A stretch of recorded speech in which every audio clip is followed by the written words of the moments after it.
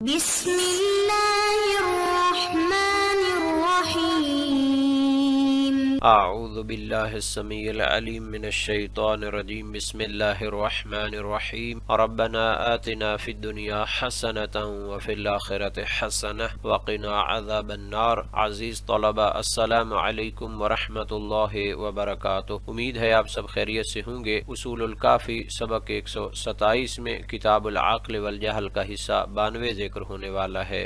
سب سے پہلے خلاصہ جات کو دیکھ لیتے ہیں۔ گزشتہ درس میں حب و بغض کے متعلق گفتگو ہوئی ہے، ملا صدرہ کا نظریہ دیکھا گیا۔ اس درس میں اس بحث کا تتمہ موجود ہے، جناب ملا صدرہ کی بحث کا تتمہ اور جناب مازندرانی کے نظریے کو پیش کیا جائے گا، نہ اس کے مقابل میں ہے۔ یہاں پر جناب ملا صدرہ شیرازی اللہ تعالی کی اپنی مخلوق اور بندوں سے محبت کو دلیل و برہان کے ساتھ پیش کرنا چاہتے ہیں۔ اس سے پہلے ہم مقدمتاً شرح باب ہادی عاشر کی تیسری فصل کی ایک عبارت کا خلاصہ پیش کر دیتے ہیں۔ علامہ حلی نے فرمایا، لذت و علم ذات باری تعالی کے لیے ممکن نہیں ہے، چونکہ اس کے لیے مزاج ممتنع اور محال ہے، یعنی جسم و جسمانیات سے پاک ہے۔ تو شارح نے فرمایا، علم و لذت کا معنی تو واضح ہے، ان کی دو قسمیں کر لیں، حسی ہوتی ہیں یا عقلی ہوتی ہیں۔ اگر تو حسی مراد ہوں تو یہ تو اللہ تعالیٰ کے لیے ممتنع اور محال ہے، چونکہ وہ جسم و جسمانیات سے پاک ہے۔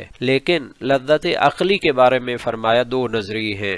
حکماء و فلاسفہ اور صاحب یاقوت متکلمین میں سے قائل ہیں کہ ذات باری تعالیٰ کے لیے لذت عقلی ثابت کرتے ہیں، چونکہ ذات باری تعالیٰ متصف ہے کمال سے، فَهُوَ مُدْرِكٌ لِذَاتِهِ وَكَمَالِهِ، وہ اپنی ذات اور اپنے کمالات کے لیے مدرک ہے، فَيَكُونُ أَجَلَّ مُدْرِكٍ لِأَعْظَمِ مُدْرَكٍ بِأَتَمِّ إِدْرَاكٍ، یعنی ذات باری تعالیٰ اپنے پورے وجود اور اپنے پورے کمال کو در کرتا ہے۔ تو یہی ہمارا لذت عقلی سے معنی ہوتا ہے، جبکہ متکلمین مطلقاً نفی کرتے ہیں لذت کی، چاہے حسی ہو چاہے عقلی ہو، دونوں کے منکر ہیں۔ جناب شارح یعنی مقداد سیوری نے فرمایا، یا تو وہ مطلقاً لذات عقلیہ کے منکر ہیں اور اس کا وہ معنی بھی نہیں کرتے، یا پھر وہ شریعت میں اس نام کے وارد نہ ہونے کی وجہ سے اس کے منکر ہیں، چونکہ صفات باری تعالی اور اس کے اسماء توقیفی ہیں، اگرچہ ایک چیز عقلاً جائز ہو لیکن ادباً اس کے لیے استفادہ نہیں کرتے۔ تو اسی سیاق میں ہم بیان کریں گے جناب ملا صدرہ شیرازی کا جو یہ دلیل و برہان ہے اس کو۔ ملا صدرہ فرماتے ہیں، محبت خدا اپنے بندوں کے لیے اس کا مطلب یہ ہے کہ چونکہ سب سے اعلی لذت سرور یا ابتہاج یعنی فروز خوشی اپنی ذاتی وجودی کمال کے ادراک سے حاصل ہوتی ہے، یعنی حق تعالی وہ ذات ہے جو کامل ترین وجود اور اشد مدرک ہے، اس لیے وہ اپنی ذات سے ہی مبتہج ہے، یعنی وہ محب بھی ہے محبوب بھی ہے اور محبت بھی عین ذات ہے۔ الابتہاج یا المحبہ کا فلسفی مفہوم۔ ابتہاج لذت و سرور یا محبت یہاں کسی احساس یا جذباتی کیفیت کے معنی میں نہیں، بلکہ وجودی کمال کے ادراک سے حاصل ہونے والی لذت علمی کے معنی میں ہے، یعنی جب کوئی شے اپنی حقیقت کاملہ کو ادراک کرے تو اسے لذت حاصل ہوتی ہے۔ چونکہ خدا کی ذات کا علم اپنے آپ پر محیط ہے، لہٰذا وہ اپنی ذات کے کامل ادراک سے سب سے اعلیٰ سرور میں ہے، یعنی محبت ذاتی۔ حق تعالیٰ کی محبت بمعنی ابتہاج بالذات۔ جناب ملا صدرہ شیرازی فرماتے ہیں، اجل مبتہج بذاتہ هو الحق تعالی، یعنی سب سے اعلیٰ درجے کا اپنی ذات سے خوشی اور سرور رکھنے والا وجود خدا تعالی ہے۔ کیوں؟ وہ خیر محض ہے، وہ نور صرف ہے، وہ کامل ادراک ہے، یعنی اس کا علم بذات خود ہے، کسی آلے یا وسیلے کے بغیر۔ پس خداوند تعالی کی محبت کا مطلب یہ ہے کہ وہ اپنی ذات کے جمال و کمال کا علم رکھتا ہے، اور چونکہ وہ کامل ترین وجود ہے اس لیے اس کا یہ علم سب سے اعلیٰ درجے کا لذت انگیز ادراک ہے۔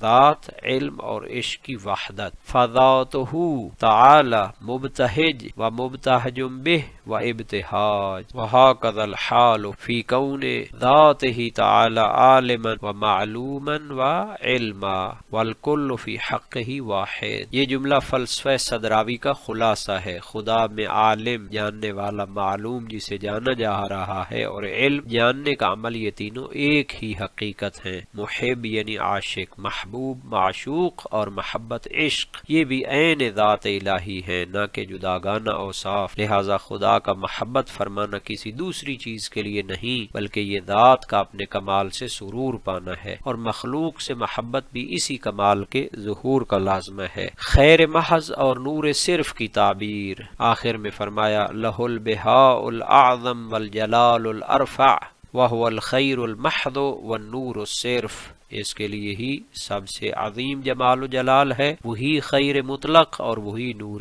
محض ہے جس میں کوئی ظلمت اور امکان نہیں۔ پس چونکہ محبت خیر کی طرف میلان ہے، وہی خیر مطلق ہے، تو اس سے بڑھ کر کوئی محب یا محبوب نہیں ہو سکتا۔ عرفانی تعبیر میں یہی مضمون یوں کہا جا سکتا ہے الحق تعالی احب ذاتہ لذاتہ فافاض علی الممکنات آثار تلک المحبہ، خدا نے اپنی ذات سے محبت کی تو اس محبت کا ظہور مخلوقات کی صورت میں ظاہر ہوا، پس مخلوق در حقیقت محبت ذاتی حق کا ظہور ہے۔ یہاں پر جناب ملا صدرہ شیرازی کے کلام کا تتمہ اور تکملہ موجود ہے۔ جناب ملا صدرہ شیرازی نے مزید اس بات کی وضاحت کرنے کے لیے اپنے فلسفہ کی اساس کو ذکر کیا ہے تشکیک وجود و اصالت وجود کے لحاظ سے۔ ان کا نظریہ ہے الوجود حقیقت واحدہ مشککہ متفاوت الشدہ والضعف، یعنی وجود ایک ہی حقیقت جو شدت و ضعف کے اعتبار سے مراتب رکھتی ہے۔ ہر موجود خدا کے وجود سے فیضان وجود کے ذریعے وجود پاتا ہے، پس یہ صدور محض علیت نہیں بلکہ عشق و انجذاب کا عمل ہے۔ اس لیے فرمایا الفیض الالہی لیس صدورا قصریا بل اشراق عشقی۔ جناب صدرہ کی اسفار میں یہ عبارت ہے خدا سے وجود کا صدور مجبوری نہیں بلکہ عشق و محبت کے نورانی فیضان سے ہے۔ علت و معلول کے درمیان سنخیت عشق۔ عرفانی و فلسفی منہج میں قاعدہ ہے العلت تحب المعلول لکونہ فیضہا والمعلول یحب العلہ لکونہا کمالہ۔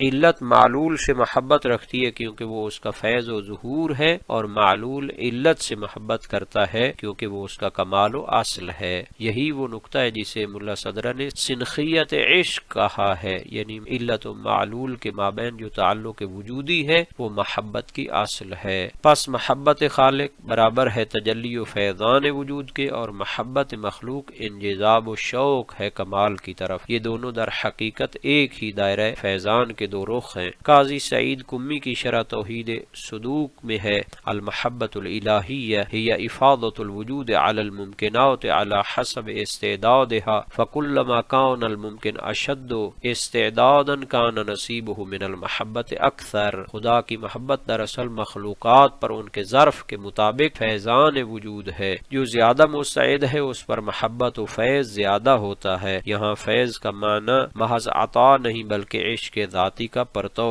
ہے۔ یہاں پر انہوں نے شواہد نقلی اور روایات سے بھی استفادہ کیا ہے، فرمائے یہ بہت زیادہ ہیں۔ قرآن کریم میں بھی وارد ہے کہ اللہ تعالیٰ اپنے بندوں سے محبت کرتا ہے، جیسا کہ یحبہم و یحبونہ، ان اللہ یحب التوابین و یحب المتطہرین، ان اللہ یحب الذین یقاتلون فی سبیلہ صفا، قل ان کنتم تحبون اللہ فاتبعونی یحببکم اللہ ویغفر لکم ذنوبکم۔ مشہور اور مستفیض حدیث ہے لا یزال العبد یتقرب الی بالنوافل حتی احببتہ۔ تو یہ ساری شرعی اس کی مستندات کو بھی پیش کیا ہے۔ آخر میں اس راز کو بیان کرنا چاہتے ہیں کہ محبت عقل کے لوازم میں سے ہے اور اس کے جنود و لشکروں میں سے ہے، اور عداوت و دشمنی جہل کے لوازم اور لشکروں میں سے ہے۔ تو ظاہر ہے کہ جتنا کسی کی معرفت بلند ہوگی اور اشراق اور عطوفت اس میں زیادہ ہوگی، جتنا کسی میں ظلمت و عداوت ہوگی تو وہ محبت سے دور ہوگا۔ ہوگا۔ اس لیے امیر المومنین علیہ السلام کے کلمات سے استفادہ کیا، الجاہل عدو لنفسہ فکیف یکون صدیقا لغیرہ۔ جاہل و نادان شخص اپنے آپ کا بھی دشمن ہوتا ہے چہ جائے کہ وہ کسی دوسرے کا دوست بنے۔ جہاں تک ملا صالح مازندرانی کے نظریے کا تعلق ہے تو سب سے پہلے حب و بغض کا معنی بیان کرتے ہیں۔ فرمایا حب محبت میل قلبی ہوتی ہے اس چیز کی طرف کہ جو اس کے ساتھ سازگار ہو، اور بغض ناراضگی اور کینہ کو کہتے ہیں۔ فرمایا شاید مراد مخلوق کی ایک دوسرے سے محبت کرنا ہو اور اسے عقل کے لشکروں میں سے شمار کیا گیا ہو، اور بغض سے مراد مخلوقات کا آپس میں بغض رکھنا اور کینہ رکھنا اور اسے جہالت اور نادانی کے لشکروں میں شمار کیا گیا۔ چونکہ عاقل شخص جانتا ہے کہ نظام دین و دنیا سوائے محبت کے کامل نہیں ہو سکتا، اسی لیے وہ معاشرے میں بغض وغیرہ پیدا کرنے والے اسباب سے بچتا ہے تاکہ معاشرے میں پیار محبت کا ماحول رہے اور حسد اور تکبر اور دشمنیاں ختم ہو جائیں، تنازعات ختم ہو جائیں کہ جن سے معاشرے میں بے سکونی پیدا ہوتی ہے اور آخر میں آخرت کی ہلاکت تک انسان پہنچ جاتا ہے۔ تو جب آپ کسی سے محبت کرنا چاہتے ہیں تو اسے اپنی جگہ قرار دیں کہ اگر آپ ہوتے تو پسند کرتے کہ وہ آپ سے محبت کرے، اگر آپ اس چیز کو اپنے لیے پسند کرتے ہیں تو اس کے لیے بھی پسند کریں، اور جس چیز کو اپنے لیے ناپسند کرتے ہیں وہ دوسرے کے لیے بھی ناپسند کریں۔ تو اس طرح انسان جب معاشرے میں احترام کے ساتھ اور پیار محبت کے ساتھ زندگی گزارے گا تو زندگی جنت کا نمونہ بن جائے گی۔ لیکن جاہل شخص اپنی بصیرت کی تاریکی کی وجہ سے محبت کے حسن عاقبت سے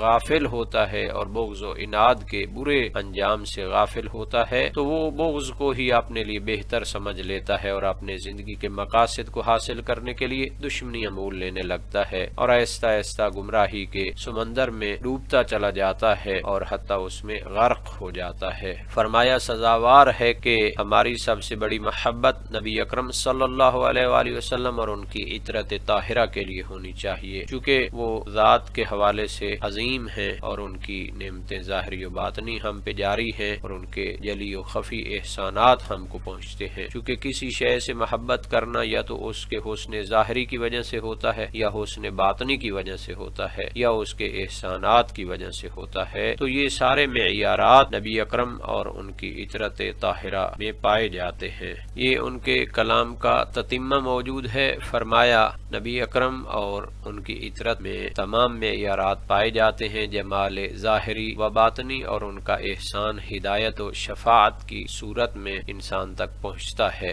اس کے بعد فرماتے ہیں یا مراد یہ ہے کہ بندگان خدا اپنے خالق و مالک سے محبت کریں، یہ جنود عقل میں سے ہے، اور اگر وہ اس سے بغض رکھیں تو یہ جہالت اور نادانی کے لشکروں میں سے ہے۔ چونکہ بندے کا اپنے خالق و مالک سے محبت کرنا اس کی معرفت کے حوالے سے ہے کہ جتنا وہ اپنے خالق و مالک کی جلال و عظمت کی معرفت رکھتا ہوگا، اس کے کمالات کی معرفت رکھتا ہوگا، اتنی اس کو محبت پیدا ہوگی۔ اور عاقل چونکہ اپنے رب کی جمال و جلال اور کمال و قدرت و عظمت و احسان کی معرفت رکھتا ہے تو ان معارف کے انوار اس کے دل پر تجلی کرتے ہیں اور اس کے اعمال صالحہ پر ان کے آثار ظاہر ہوتے ہیں، تو اسباب محبت بھی پیدا ہو جاتے ہیں اور حجابات ہٹ جاتے ہیں۔ اس طرح اس کو اپنے رب سے محبت پیدا ہوتی ہے۔ جبکہ جاہل چونکہ ان معارف سے ناآشنا ہوتا ہے اور وہ اس کی اسماء اور صفات کی معرفت سے عاری ہوتا ہے تو وہ اس محبت کے مرتبہ کو نہیں پہنچ پاتا۔ یہ درجہ عاقلین کے لیے ہے، منزلت کبریٰ زاہدین کے لیے ہے۔ تو جو انسان اس کی معرفت ہی نہیں رکھتا تو وہ عالم نور سے